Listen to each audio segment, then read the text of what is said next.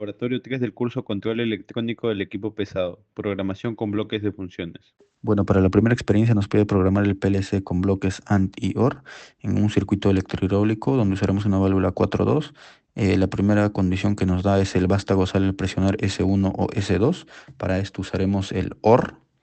Primero validamos todo esto en el Fluid Sim con el circuito y con dos pulsadores, ¿no? Después vamos a programar en los bloques, donde el OR, seleccionamos el OR, donde tiene dos entradas, el I0.0 y el I0.1, y la salida como Q0.0.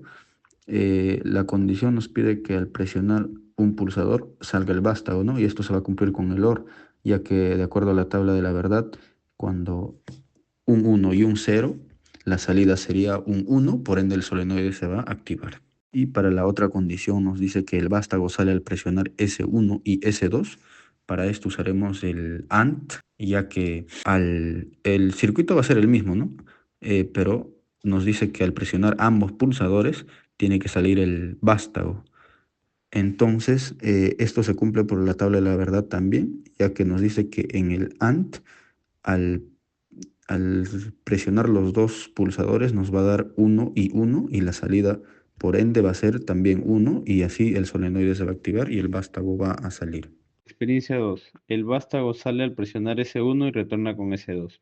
Utilizamos dos bloques, un OR y un AND, al cual configuraremos nuestro pulsador 1 al bloque OR de contacto abierto y a nuestro bloque AND, nuestro pulsador 2 de contacto cerrado. Al presionar el pulsador 1, por la tabla de la verdad obtendremos un 1 lógico a la salida del OR. Ese 1 lógico se conectará a nuestro bloque AND y al tener en el bloque AND un contacto cerrado, cumpliremos con la tabla de la verdad que nos dice que las dos entradas deben ser un 1 lógico para que la salida sea un 1 lógico. Entonces, al tener dos 1 lógico, podremos accionar nuestro actuador. Al presionar el pulsador S2 configurado en el bloque AND, abriremos la alimentación, y lo cual obtendremos un cero lógico en el AND y un uno lógico a la salida del OR, lo que no cumpliría con la tabla de la verdad de nuestro bloque AND, desenergizando así nuestro solenoide, y nuestro vástago retornaría a su posición inicial. Para la experiencia 2.1 se pedía que el vástago salga al presionar S1 y retornar con S2 usando una válvula 4.3. Para esta experiencia se usó dos AND, dos negadores y dos pulsadores. Tomando como referencia la tabla de la verdad, el AND necesita dos entradas de 1 lógico para entregar una salida de 1 lógico. En el caso del AND número 1, una de sus entradas tenía un negador que venía de la salida del AND número 2, y de la misma forma el AND número 2 tenía ya un 1 lógico en la entrada que venía de la salida del AND número 1 que tenía un negador.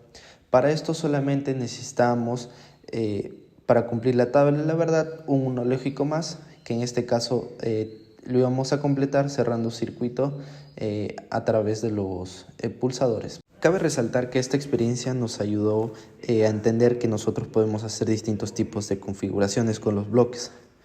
La idea de esto es tratar de hacer un circuito lo más básico posible que cumpla con las tablas de la verdad. Entender las tablas de la verdad es fundamental para poder realizar y analizar distintos tipos de configuración. Para la tercera experiencia, nos pide un control de dos velocidades y un stop. Es decir, habrá un pulsador que tenga baja RPM, otro pulsador que tenga alta RPM y un último pulsador que hará detener todo. Para esto necesitamos un motor hidráulico y una electroválvula 2.2. Siguiendo el esquema, vamos a realizar las conexiones. Para las conexiones, asignamos los siguientes cableados para hacer el circuito. Primero, en la RPM baja, conectamos al I0.0, que es normalmente abierta. Para RPM en alta, el I0.1, que es normalmente abierta, y para el stop, el I0.2, que es normalmente cerrada. Para la explicación de la programación en bloque, nos dividiremos en dos partes, uno con STENOFF y otro con STENOM. En RPM alto, en la primera imagen, es con STENOFF, y se puede ver que la única diferencia es en la flecha naranja, cuando el I0.1 está en 0. Cuando nosotros presionamos ese botón, nos genera el 1 lógico para que se encienda el motor en RPM alto. Y lo que está en la flecha azul, el I0.2, es el stop, que al estar normalmente cerrado, al presionarlo, se convierte en un 0 lógico y apaga el circuito.